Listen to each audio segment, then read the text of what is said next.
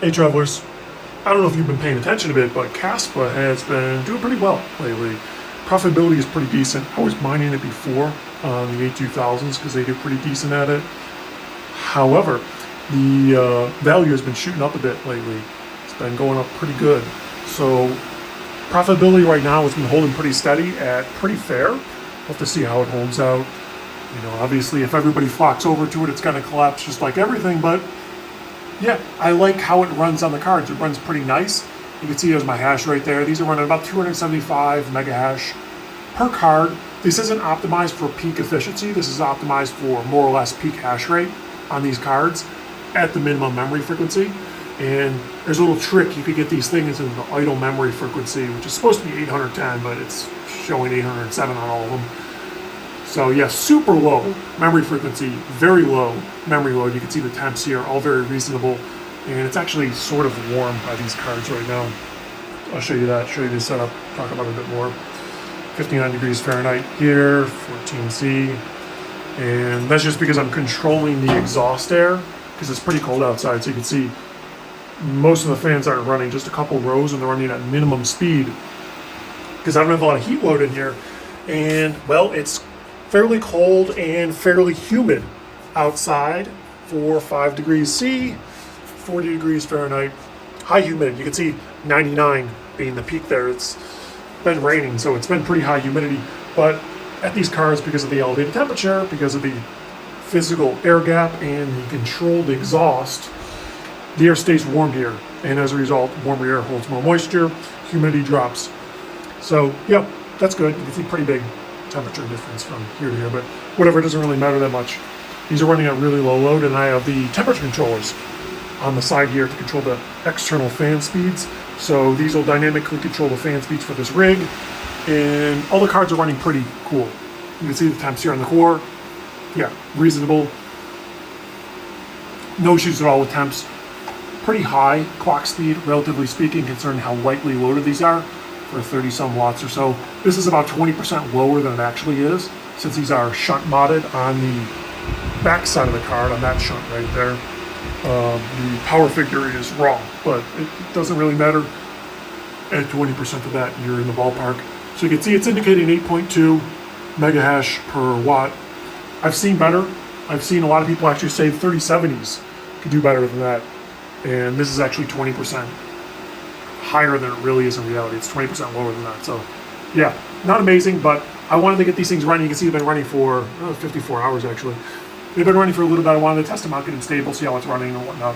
And it seems good. This is running the new LOL miner, 1.63. Seems pretty great.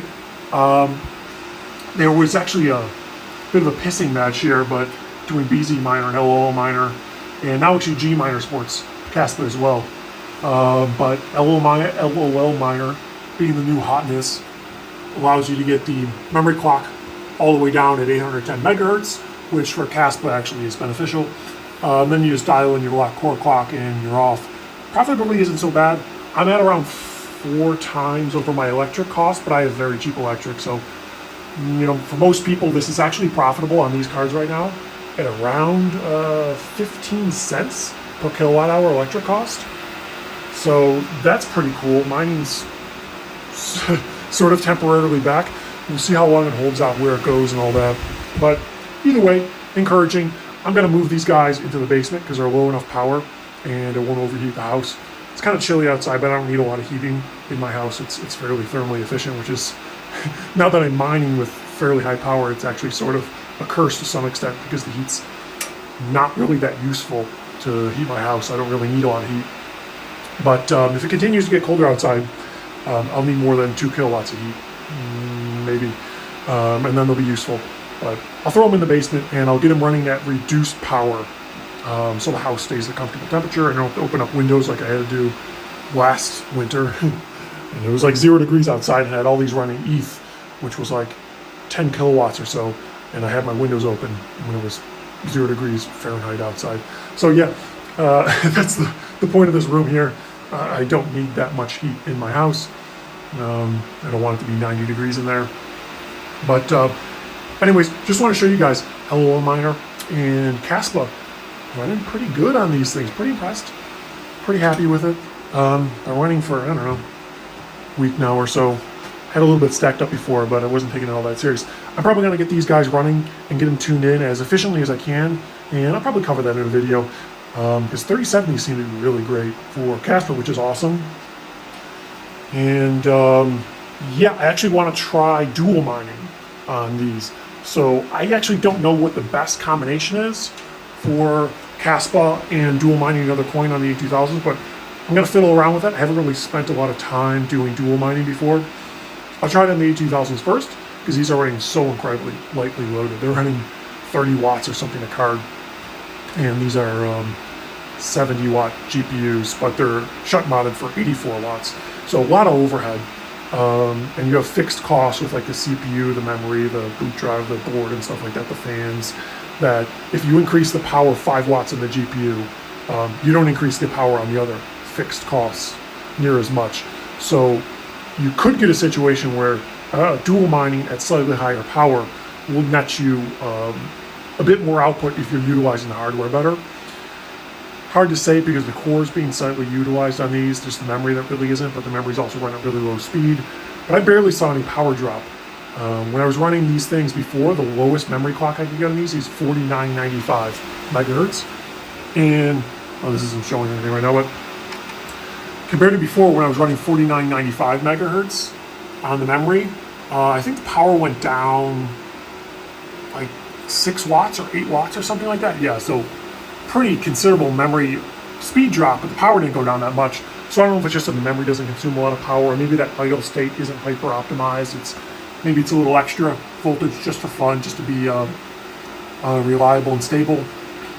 But either way, I think more likely than not, bumping that memory speed up and getting the memory more heavily loaded, although maybe Caspa won't really benefit from it, another algorithm may. I mean, that's sort of the whole purpose of the dual mining or even triple mining, to be able to maximize the utilization of the hardware, so you could push the CPU, well, the core of the GPU and the memory to a good efficiency state. But the trouble is it's really difficult to tune it to get to both the core and the memory are loaded at just the right state, just the right amount of load and just the right speed, and both of the coins work well, or all three of the coins work well together.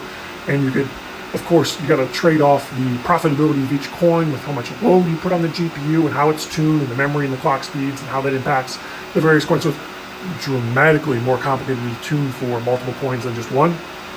I wanted to get these guys running for a little bit to make sure they're stable and comfortable running Caspa direct. And then I'll try dual or maybe even triple mining on these things to see if I can get more dollars out for the electric in. Because, well, you know, it's sort of a mission to utilize the hardware to convert it into the most profitable crypto. We'll see how it goes. But either way, kind of exciting, kind of interesting that Caspa's doing something. Figured I'd share it with you guys. Maybe I'll get these other breakers on over here and get these 3070s fired off and tuned, see if I can get some profitability out of them as well. But till next time, let me know if you guys have anything interesting you'd like to see, what efficiencies you're achieving on your cards with Caspa. I see a lot of fluctuations, a lot of variance. Be interesting to see. Of course, until next time, stay Ashley.